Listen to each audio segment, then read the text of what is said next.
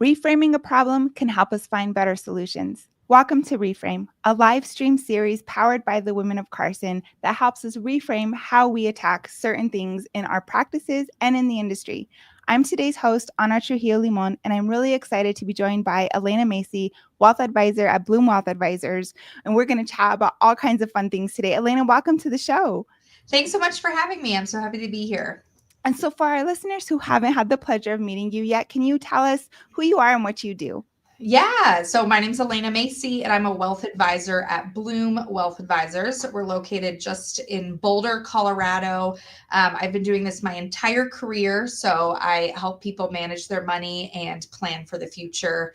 Outside of work, I'm also a mom of 2 little boys, and I'm born and raised in Colorado. Yeah, Colorado natives unite on this call, right? Yes. Love it.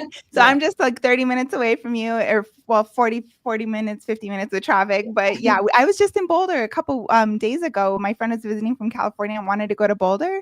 So showing her on Pearl Street Perfect Mall and stuff. place. So I love it's a beautiful, beautiful city.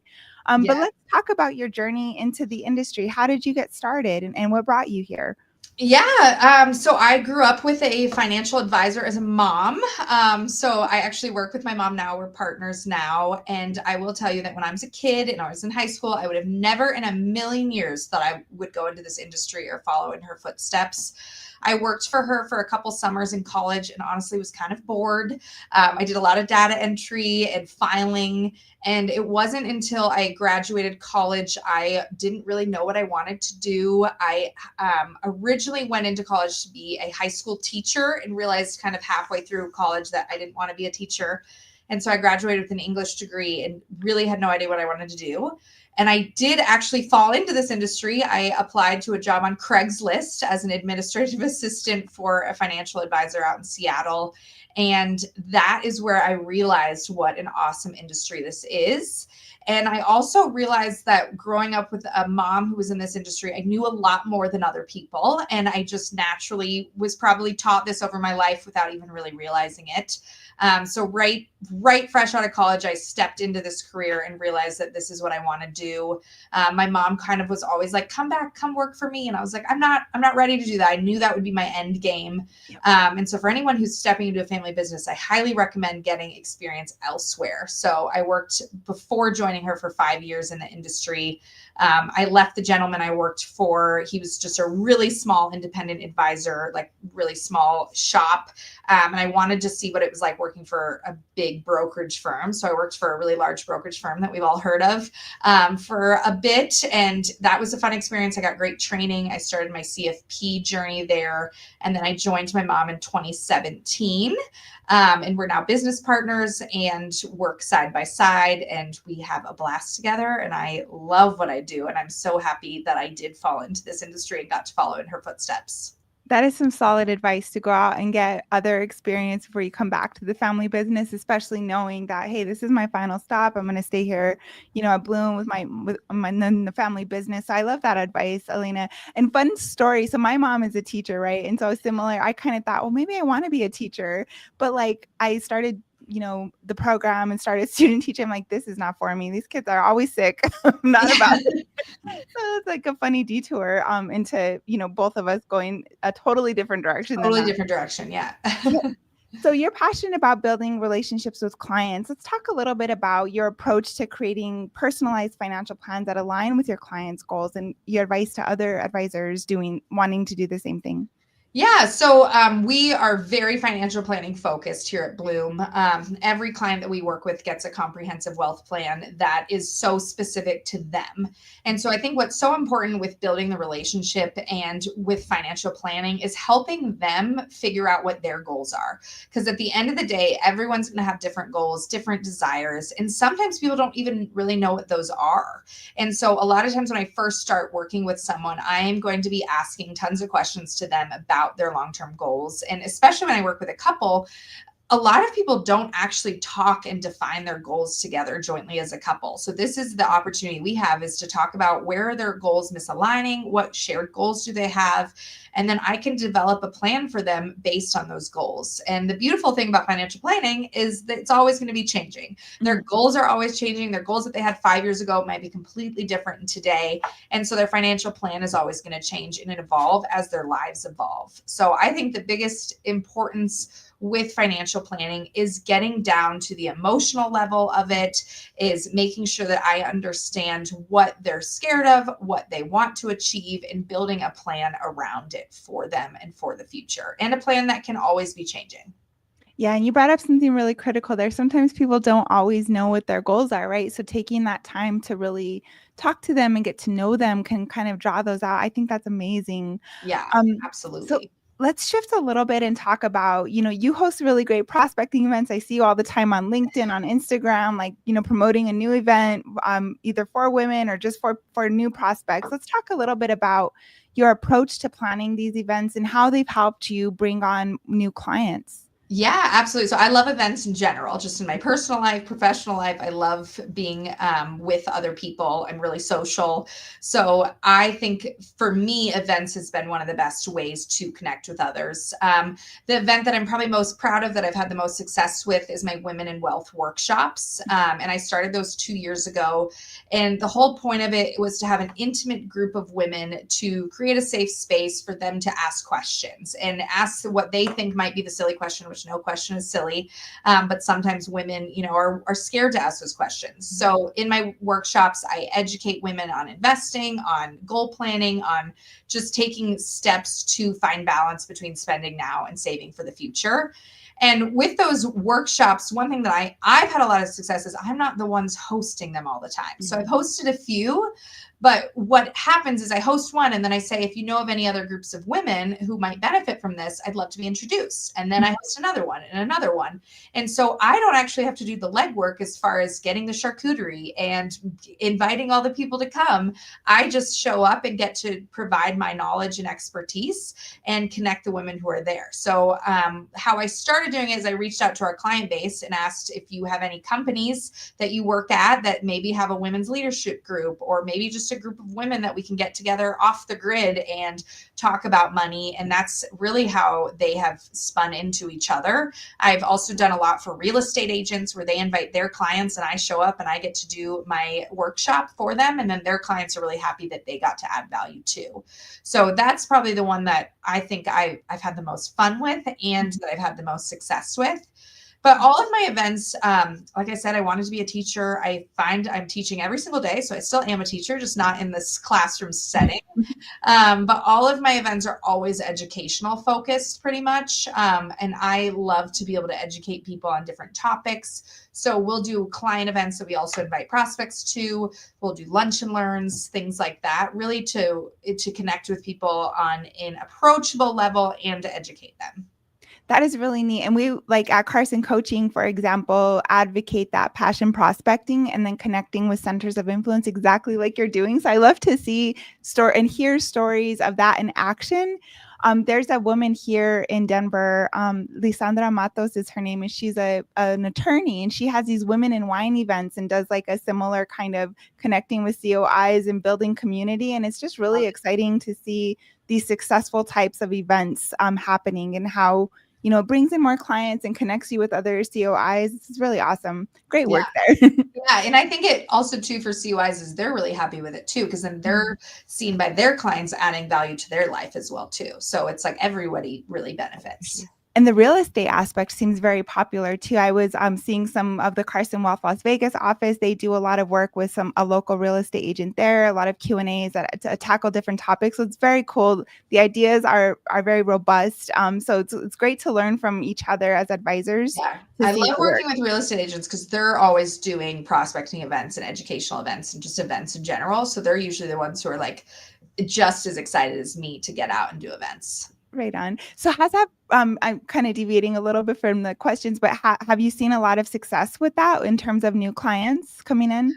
The biggest success I've gotten is bringing in new clients who are real estate agents. Ah, right on. There you So go. that's actually what is probably been the most is they host and then they're like, wait a second, everything you I just need talked about, this. I need that. But I've definitely gotten also just like some either financial plan only clients from these events. And then I did a women wealth workshop at a local real estate brokerage firm. So it was Mm, all real estate agents too.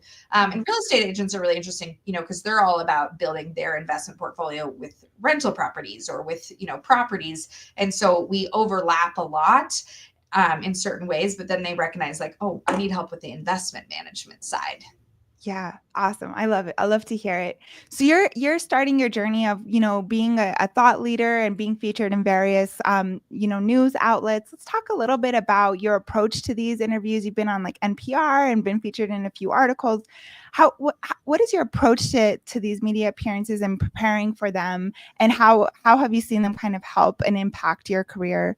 Yeah. So anything I do, I try to be really authentic to me. I try not to be like everybody else or what the next person's doing. Like I want to be authentic to me. And when you ask what my approach is to be approachable. I That's the love most important thing for us at Bloom Wealth Advisors. We do not talk about just all the numbers. We don't have Bloomberg playing on a TV in our front office. We want to create a safe space for people to ask questions. And the biggest thing that we try to do is be approachable. So when I'm on a media, like on NPR or whatever, I want to make sure I'm talking in plain language for the everyday person to understand. I want people to learn one little tip that I might share that they're like, oh, that's something interesting that I've never thought about, and to really just learn one little thing from me. I was on NPR 2 years ago, thanks to you actually, and they replay my segment all the time. And so almost every time it's replayed, I get someone to reach out to me who's like, oh, I just heard you. And I'm like, what an awesome thing that it just keeps getting replayed. I don't even know when it's being replayed. I've only heard it once. Honestly, I've never like heard it be replayed, but people do all the time. So that's been a really wonderful way that I've gotten just my name out there more and people hearing me more. I'd love to do more media. I just want to make sure that what I do is authentic to me and our company. For sure. That's great advice. So for people who are listening to this and want to get some of those appearances, what is your advice for kind of maybe seeking out those opportunities and then and securing those interviews? So the main way that I think people have found me is through my Instagram or LinkedIn, is just on social media. And I got asked to do a really cool event that someone found me on Instagram in September, but I was having a baby in September and I had to decline. But they found me through Instagram, which was really cool that they just saw what I was doing and were looking for women thought leaders in the industry in Denver area. So I'd say that's the biggest way, is just like through my connections and my social media is how I'm being found for media appearances. Yeah, and if you don't follow Alana on Instagram, your Instagram is incredible. You have a lot of really great tips, and it looks very nice. And so definitely follow her there. Yeah, my What Instagram's remind? wealth in bloom. There you go. And I haven't been posting. I'm actually, I mentioned this to Anna right before, I'm actually on my maternity leave right now. I just had a baby in September, but I have already been making posts and everything ready for the new year. So I will be posting more starting in January. Yes, and I was thanking Elena for joining me, even though she's still on maternity leave. So I really appreciate it. Yeah. Um, Oh, yeah. so in this year's, we're right in the middle of our 2024 State of Women in Wealth Management research. We're conducting our qualitative interviews right now, and we're really hoping to find and uncover some of the challenges that successful female advisors are facing. So I was curious, what are your current business challenges, and how are you working through them? My business challenge kind of goes with my personal challenges. So I'll just say, like, as a mom in this industry and just a working mom, I'd say that's my biggest challenge that I'm currently facing. I have two very young kids. I have a 3.5-year-old and a 3-month-old baby, and finding ways to be able to be present at work and at home and juggle all the sicknesses is honestly probably my biggest challenge. Being a working mom is absolutely amazing. I've never questioned if I want to be a working mom. I love what I do. And I also love being a mom. And so that's really hard as far as like making sure I'm present. And one thing I feel like is if I'm at work, I am present at work. I have to work as hard as I possibly can, be as motivated as I can so I can shut down when I get home and be with my kids. But I also feel like part of it is since I became a mom, I've actually connected with more people. And I think my career's taken off more just because now I have a different network of people at daycare and people that I'm meeting. So I'd say that's my biggest current challenge or obstacle is it kind of leads with the business and the personal side. Yeah. And that's beautiful how you reframed it, right? Like it's also an opportunity because now your network has expanded. You have all your mom network and the folks at daycare. So I love when people reframe things in a positive way. It's beautiful. Absolutely. Yeah. For that. Yeah. So, and I want to give a shout out to the ladies at the Women Share podcast, Leah and Joanna. They do a really great job of celebrating their guests and folks on their podcast. So, and to pay homage to them, we're also hoping to uncover some things we could celebrate, some common things that people are really excited about, milestones people want to celebrate. So let's talk a little bit about what have been some of your proudest accomplishments that you want to celebrate. Yeah. And my proudest accomplishment has been this year, 2024. Back last December, I wrote out a list of some pretty big goals for myself and for our firm for 2024. And I found out I was pregnant on New Year's Eve last year. Oh. And I was like, how is this gonna affect our goals for 2024? Mm-hmm. And instead of lowering my goals, I just said I have to finish all my goals by September 1st instead of December 31st. And I did that. So I had a really big goal of new clients to bring on this year. And I was able to hit it by September 1st. And that I still can't believe it was able to happen. It didn't slow me down at all. I was doing taxes and retirement seminars through my 7th month of pregnancy. Wow. And just being able to balance it all is definitely my biggest accomplishment thus far. And so yeah, that I'd say just this year alone, I'm really proud of myself and really thankful for my team behind me too, who helped me be able to do that. Oh, that's incredible, Lena. I mean, if there's any more an exemplification of women are just superheroes, I think that's it right there. Yeah, I felt like a superhero this year. I will tell you that. I love it. I love it. And you know who else would love it is JJ Paller, one of our executive business coaches. He just wrote a blog this month about doubling your goals or, but in your case, like accelerating them to like meet them in September versus the end of December. That's incredible. JJ's actually my coach. So he knows all about my goals and my pregnancy this year and like how it didn't really slow me down at all. So I'm very grateful for JJ. Love JJ. And JJ, if you're listening, good job, good work. And shout out to goal setting. So we had just talked about earlier, just like communities that you're part of. Let's talk a little bit about what communities and networks that you're part of that play a big role in your career that you would recommend. Yeah, so I'm definitely lucky because I am born and raised in the city that I practice in. So I have a huge network, just honestly, that dates back to elementary school. And I also went to college here in Boulder. So I just naturally have a really big network of people.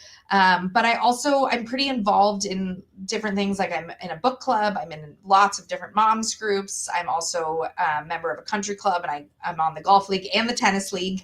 I might have to pare back on one this year, but I'd say like we talk about passion prospecting and that's, I think the biggest success to me is like, I'm not going to have success doing things I don't enjoy doing. Yep. So being able to be playing tennis with gals that I enjoy having time with and to happen to talk to sometimes about money, sometimes not about money. Sometimes they don't know what I'm doing. And then all of a sudden they ask what I do. And then we have a conversation. Again, it's all really authentic.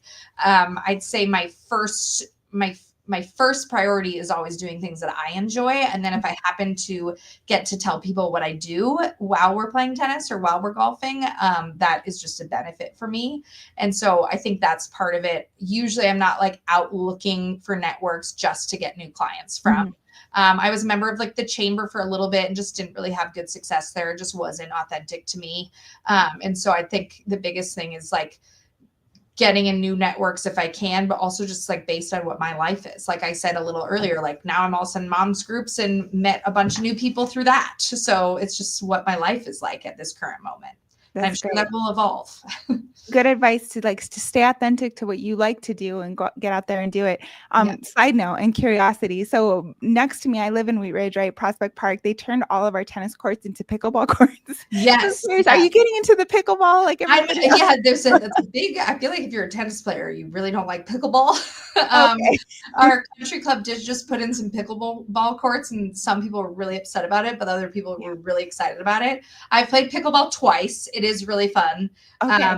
I I don't know if I'll get into it now that we have the pickleball option, but I feel like for now I like tennis. Yeah.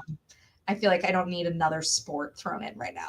Yeah, I bought the pickleball paddles and all I this have stuff. some And I'm too. gonna Yeah. go try it because I'm like, why not? Let's try something new. Let's check I it think out. it's a great thing, just like getting people more involved in like the pickleball community seems like a great community to get into for sure. So let me know how it goes. Maybe we can play I something will together.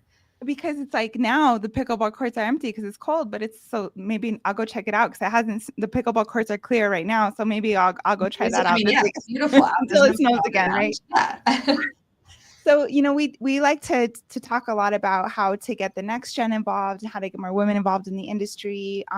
Let's talk a little bit about what advice would you give to women entering the financial services industry to set themselves up for long-term success? Yeah, we need more women in this industry. I want more women in this industry. I think we make really good financial planners, honestly, because I think now the emotion is so important, the emotional side of connecting with people and of managing their money. And I just think us women are really good at being able to connect with people emotionally. So one thing I've always said is that my career has been built on patience. And I so believe that. I think, get out there, be confident, go do what you can, but also be patient. Like this, if this is going to be your full career, build the knowledge base, get the experience, get the certifications, do what you can to educate yourself and build up that confidence, and know like it will come into place as long as you keep taking those steps forward. And if it's not happening overnight, that's normal.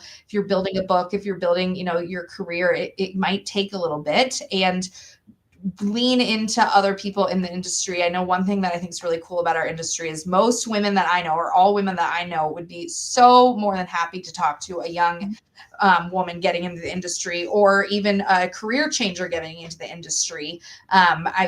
Most women that I know want more women advisors in this industry, and I know I would always be open to an informational interview with anyone coming in. So look around in your area, look at different advisors in your area, and just reach out to them and say, hey, I'd love to hear how you got to where you are and what your journey was like and what obstacles you've ran into, because really I want it to be more approachable for women. It really doesn't have to be that intimidating. I know I was definitely intimidated when I came in, thinking about just like the middle-aged man being the advisor with all the numbers and just like all the jargon. It doesn't have to be like that, and a lot of us are not like that. Yeah, we definitely have an abundance mindset in the industry. I think like last year, our research found that there were some instances of that queen bee syndrome, but I find more often than not, the women in our industry are more like exactly like you said, more than willing to help people out. And so you mentioned there, the designations and the certifications and things like that. Let's talk a little bit about when it comes to pursuing those. You hold your CFP designation and you also have your MBA. Let's talk about how those have impacted your career in a positive way. Yeah. So getting my CFP was always a goal of mine. Absolutely always. My mom taught the retirement planning portion of the CFP exam for 15 years. So I remember when I was like 6 years old when she sat for the CFP exam, and I've always known I want a CFP. When I got into this industry, I always knew. So I got mine in 2017, and honestly, it boosted my confidence a lot. I'd say is probably how it helped me the most. And people are definitely now looking for CFPs. Like people are learning more about the different designations in our industry and are looking for CFPs. So it definitely, I think, helps that way. But a lot of it just helped me get more education and more confidence with having the designation in itself. So it's really, really important to us at our firm that any advisor we have has the CFP. We have one of our team members got the CFP. She doesn't have it quite yet because of the experience, but she passed the exam. And so it just is really important to us. And I think it's always just been honestly a no-brainer for me to get it in this industry. The MBA was a little bit different. That's where we met, which is fun. Um, was I just because at my undergraduate degrees in English, I always knew I wanted to go back to school and study business and just like at a more formal education level. I also just like really value education and always thought if I'm able to, I'd love to get a graduate degree just to continue my education. So I decided to go back to school. I got my MBA. I started right in the heat of COVID in May of 2020. So I always was hopeful to go in person, and I never once took an in-person class, which is funny. I did it all online just based on timing. And I really focused on leadership classes because one thing is I do lead our team here, and I really wanted to make sure that I had the knowledge, the education to be able to lead in a thoughtful way, and hopefully as our practice grows to be leading more people. So I loved getting my MBA. I think you feel the same way, but it was fun. I loved learning the new things, and it was also really nice learning while I was in business, getting to apply what I was learning. Oh yeah, that was definitely a critical aspect of it. It's like, oh hey, you turn around and you start implementing things right away. But I remember when we first met in class, and I told you I got that. I was at a different place before, and then we were in a class together, and I said I got this job at Carson. Like, oh, I love Carson coaching, and so Yeah, I knew it right away. Y'all had been part of Carson coaching for a long time, and then became a Carson partner. Let's talk a little bit about that, like how the partnership with Carson has kind of worked in Bloom's favor, and how you all have been enjoying it. So we've been, I guess, with Carson over 2 years now. And we want to be a small firm. That is our goal. We do not want to be this huge, giant firm, but we wanted to be able to offer more resources to clients and be able to stand out with prospects. And so when we started looking for a partnership, Carson's someone we always knew. And we realized that Carson was a way that we could stay small while having a bigger resource behind us to offer more expertise. And the biggest reason why we decided to join Carson was that every year we come up with some strategic initiatives for a year, things that we want to accomplish and do differently. And we looked back at our 5 years strategic initiatives, the past 5 years, and we realized that every single one of them could be solved by joining Carson. So we spent 5 years on these different strategic initiatives when literally every single one could have been solved when we joined Carson. So Carson helps us so much with compliance, marketing, investments, and so much more beyond, so that we have more time to be spending with clients, to be out prospecting. And I'm so grateful with Carson. Like I said, we've had such a good year this year, and I don't know if we could have had such a good year at our prior place, like just based on what access we have to resources and the marketing department and how much they help us with different things, like with events. I do a ton of marketing, and it's so helpful to have Carson's marketing team helping us and just helping us stay on track too, as far as like all the goals that we want to do. It's like my marketing consultant Lindsay is always like, how's this going? Are we ready for this? We have invites for this. Are you ready for this event? Do we have it on the date? And it just is really helpful to be held accountable and just have that partnership with Carson. I love to hear it. I love to, and it makes me happy because I get to see you at all of our events, Excel, Yes, all of the good stuff. We get to connect and catch up. Yeah. So, Alana, as we start to wind down, when it comes to attracting and retaining more women in the industry, what are some things you think we should reframe our thinking about? I think one thing is we just need to be more approachable to young women coming into the industry. And like I said, like it is intimidating that what you think of what a financial advisor is. And so if there's a way that we can just show women that it's not all about the numbers, that it really is about the power that money can bring people and what that is at an emotional level and different goals and education focused, I think is just so critical to get more women to this industry, is to show that, you can do this. You don't have to have the blue suit and like, the Bloomberg playing in the background. Like you can be authentic to who you are and to what you have to offer, and people will want to follow you and will want to, if you show them that you are knowledgeable and that you have the expertise, they want to hear what you have to say, and they want your support. They want your partnership. Is one thing I learn all the time, is that people don't want to be doing this alone, and they just need the right partner. Absolutely. Absolutely. Well, Alana, this has been amazing. And my last question is always, is there anything you want to add that I wouldn't know to ask or that you would like to include? That's a good. Not really, honestly. I feel like I included a lot, but I will just say, like, I've talked a lot about being a mom on here. This is a really wonderful career to be in if motherhood is something that you want to do. I know a lot. I've had women at conferences ask me the last couple of years, like, well, what is it like when you're a mom now? Like, can you balance it all? And I do just want to say that if you're a woman and you want to be a mom or you are a mom, this is a really great industry to be in. There is a lot of flexibility. And it just, don't be scared about getting in this industry just because you also want to be a mom, I would say. Yeah, that's a really great place to cap this interview. And Alana, I always enjoy spending time with you. Thank you so Me much too. for taking time for me, especially since you're still on maternity leave. I Yeah. appreciate it. Glad to know you.